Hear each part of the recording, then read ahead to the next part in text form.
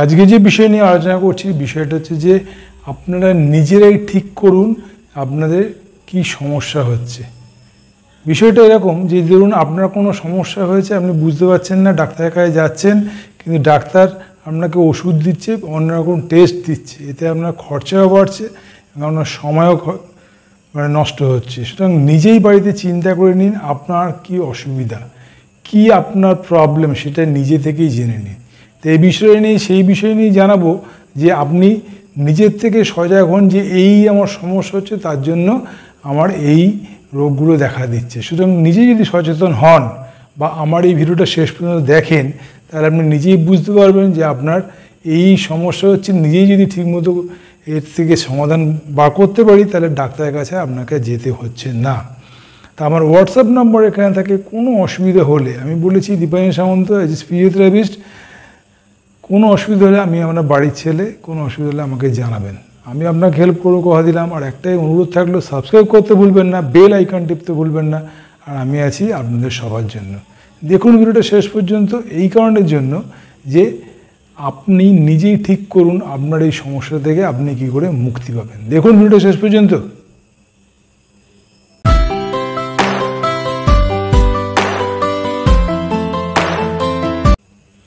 আজকে যে বিষয় নিয়ে আলোচনা করছি বিষয়টা হচ্ছে যে আপনার নিজেই দেখে নিন আপনার কি সমস্যা হচ্ছে। কারণ আমাদের কাছে চেম্বারে পেশেন্ট আসে, আমরা তাকে বুঝিয়ে বলি আপনার এই রোগ, আপনি নিজেই ঠিক করুন। কারণ আমরা আপনাকে বলি এইগুলো করতে, আপনি সেগুলো ফলো করলে আপনি সুস্থ থাকবেন। এবং আমি যে স্পোর্টস মেডিসিন ফিজিওথেরাপিস্ট দীপায়ন সামন্ত বলছি, আমি ভিডিওটাতে এই বিষয়গুলো, এই টপিকসগুলো বলছি যেগুলো আপনি নিজে জেনে নিন। ধরুন আপনার মাথায় যন্ত্রণা হচ্ছে, কেন হচ্ছে সেটা আপনি নিজে ধারণা করুন। আপনার কোনো অ্যাসিডিটি হচ্ছে কি, আপনার বদহজম হচ্ছে, বা আপনার মুভমেন্টে কোনো অসুবিধা হচ্ছে, বা চোখের সমস্যা হচ্ছে, বা কোনো কারণে আপনার কানে কোনো সমস্যা হচ্ছে, বা সার্ভাইকালে কোনো সমস্যা হচ্ছে, তার জন্য আমাদের এই মাথার সমস্যা হতে পারে। মাথা যন্ত্রণা, মাথা ঘোরা, এই সমস্যাগুলো থেকে আসতে পারে। এক নম্বর। দু নম্বর, হাতের দিকে যদি ঝিনঝিন করে, যে হাতগুলো দেখুন ঝিনঝিন করছে, এখানে অবশ লাগছে, বাহুতে অবশ লাগছে, তাহলে আপনাকে জানতে হবে আপনার সার্ভাইকাল কোনো স্পন্ডিলাইটিস হচ্ছে। তাহলে আবারও বলে দিচ্ছি, যদি মনে হচ্ছে হাতে ঝিনঝিন করে, আঙ্গুলগুলোতে হাতগুলো ভারী ভারী লাগে, এই কাঁধগুলো ভারী ভারী লাগে, পিঠের দিকে হলো অবশ লাগে, তাহলে আপনাকে জানতে হবে আপনার সার্ভাইকাল স্পন্ডিলাইটিস হচ্ছে। এবং এই সার্ভাইকাল স্পন্ডিলাইটিসে অনেকগুলো স্টেজ আছে, যে স্টেজগুলো আপনি ধরুন নেগলেক্ট করছেন, কোনো অসুবিধা হলে এটা চলে যাবে, কিন্তু চলছে না, আপনার মাথা ঘুরছে, ভমিটিং টেন্ডেন্সি আসছে, তার মানে আপনার গ্রেড 3 গ্রেড 4-এর দিকে চলে গেছে সার্ভাইকালের কন্ডিশন, মানে জয়েন্টের স্পেসটা ডিমিনিশ হয়ে গেছে, হাড়গুলো চেপে গেছে। যখন আমরা সার্ভাইকাল একটা এক্সরে করলেন, কী এক্সরে করতে হবে সেটা আমি নিচে দিয়ে দেবো, কী এক্সরে করতে হবে সার্ভাইকালের জন্য। তাহলে ঘাড়ের একটা এক্সরে করলেন, নিজেই জেনে যাবেন যে আমার এই সমস্যা হচ্ছে। তো সেটা আপনি নিজেদের পার্সোনাল কাছাকাছি ল্যাব থেকে করে নিতে পারেন। এবারে আপনাকে চিন্তা করতে হবে যে হাতগুলো প্রচণ্ড যন্ত্রণা করছে, কোনো ক্ষেত্রে যেন হাত ওপরে উঠছে না। ধরুন তারা করে ট্রমা থাকতে পারে, আঘাত থাকতে পারে, কোন বাসে যাচ্ছেন কি কোনো যাচ্ছেন, কোনো জিনিস ওয়েট ক্যারি করেছেন, এখানে লেগে গেল কি টান লাগলো, সেগুলো আপনি নেগলেক্ট করলেন, মানে অবহেলা করলেন, তাতেও কিন্তু আপনার হাতের ব্যথা বা চোট লাগতে পারে, আসতে পারে পরবর্তীকালে। এবং আপনাকে হাতের জন্য আপনাকে চিন্তা করতে হবে, হাত ওপরে উঠছে না, হাতে যন্ত্রণা করছে, স্ক্যাপুলা দুটো এরকম করবেন। যখনই হাত ওপরে উঠছে না, যদি এরকম দেখে নেন, তাহলে আপনাকে এই মাথার পিছনে হাতটা এরকম দিয়ে দুটো হাতকে সামনে নিয়ে এসে পিছনে খুলবেন। যদি এখানে লাগে, যে কোনো হাতের দিকেই লাগে, তার মানে জানবেন আপনার ফ্রোজেন শোল্ডার টেন্ডেন্সি আসছে। হাতের এই দিকটা একটা চিনচিন ভাব, মানে বাইসেপস ট্রাইসেপসের মাঝখানটা একটা চিনচিন ভাব, তার মানে ফ্রোজেন শোল্ডার টেন্ডেন্সি আসছে। আমি আস্তে আস্তে মাথা থেকে নিচের দিকে নামছি, ফ্রোজেন শোল্ডার টেন্ডেন্সি আসছে। যদি ফ্রোজেন শোল্ডার টেন্ডেন্সি হয়, তাহলে আমরা ফ্রোজেন শোল্ডারের ব্যায়ামগুলো করবেন, আমার দেখানোর প্রচুর ভিডিও আছে, ফ্রোজেন শোল্ডারের ব্যায়ামগুলো করবেন। যদি দেখছেন কনুইয়ের এই জায়গাটা ব্যথা, আর গোপর থেকে আসি, কনুইয়ের এই জায়গাটা ব্যথা, ঠিক এই কনুইয়ের এইখানটা হাত দেবেন। যদি হাত দিয়ে দেখছেন ব্যথা লাগছে, তাহলে জানবেন আপনার টেনিস এলবো হয়েছে। আবারও বলছি, যদি কনুইয়ের ঠিক এই যে উঁচু জায়গাটা, হাড়টা যদি এখানে হাত দিয়ে চাপেন, যদি এখানে ব্যথা লাগছে, তার মানে আপনার টেনিস এলবো হয়েছে। যদি ভেতর দিকে এইখানটা যদি উঁচু পার্টটা, এখানে যদি হাত দেন, যদি লাগে, তার মানে গালফার্স এলবো হয়েছে।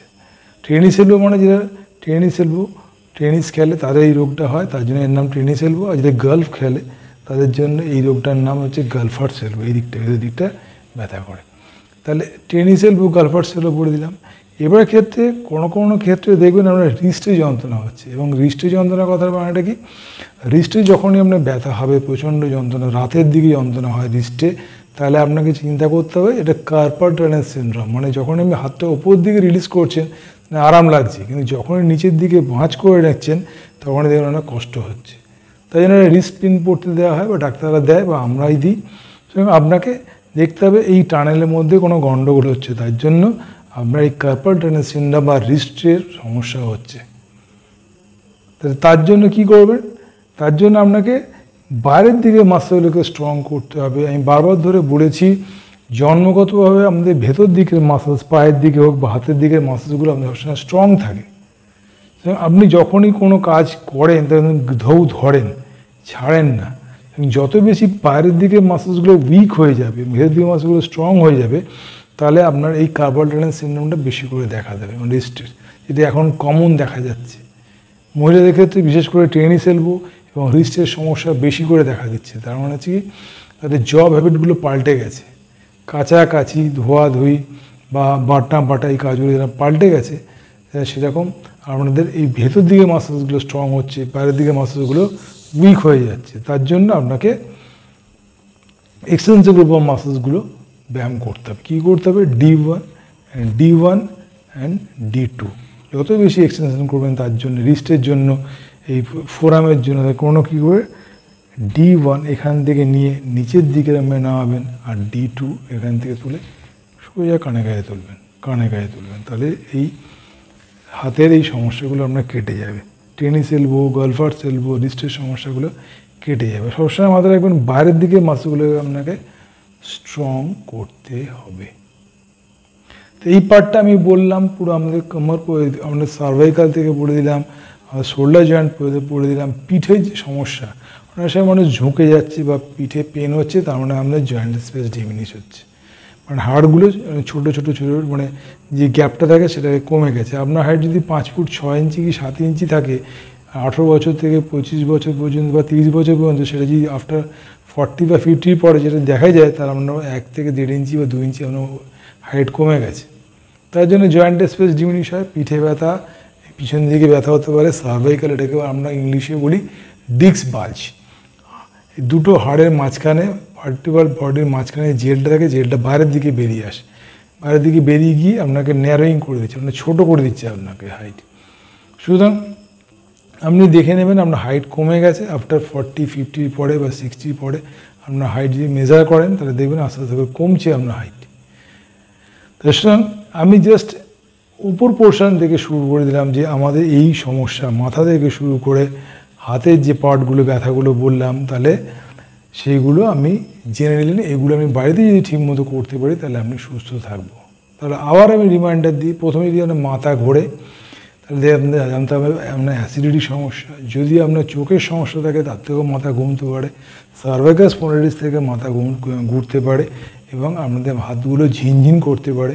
এবং হাতের জন্য কি বললাম, হাত যদি ওপরে না ওঠে ঠিকমতো, কানের দিকে উঠছে না, এরমভাবে ধরছেন লাগছে, এরমভাবে ধরছেন লাগছে এখানে, তাহলে দেখবেন আপনার ফ্রোজেন শোল্ডার টেন্ডেন্সি হচ্ছে। ফ্রোজেন শোল্ডার টেন্ডেন্সি হলে ফ্রোজেন শোল্ডারে ব্যায়াম করবেন। আর এখানে ব্যথা হলে টেনিস এলবো, এদিকে ব্যথা হলে গলফার্স এলবো, আর ফোরামের জায়গায় রিস্টের যন্ত্রণা তাদের কার্পাল টানেল সিনড্রোম বা রিস্ট পেন।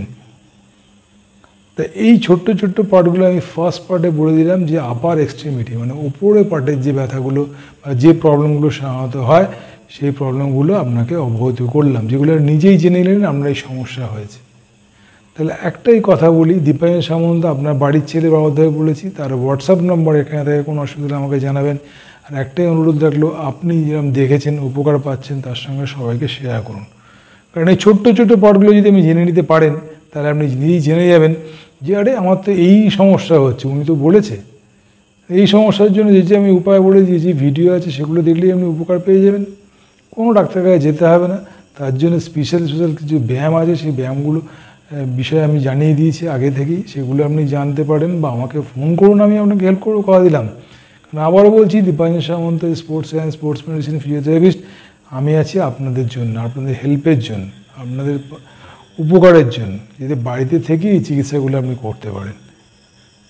এবং কোনো অসুবিধা আমাকে জানাবেন। আর একটাই অনুরোধ থাকলো, সাবস্ক্রাইব করতে ভুলবেন না, বেল আইকন টিপতে ভুলবেন না, সবাই কিন্তু শেয়ার করতে ভুলবেন না। কারণ আপনি উপকার পাবেন, আপনি জানি আপনি উপকার পেয়েছেন, আপনি সবাইকে আমার কথা বলুন, তারাও উপকার পাক। কারণ আমি উইদাউট এনি ফিজ, আমি কোনো টাকা নিই না কারোর কাছ থেকে অনলাইনে।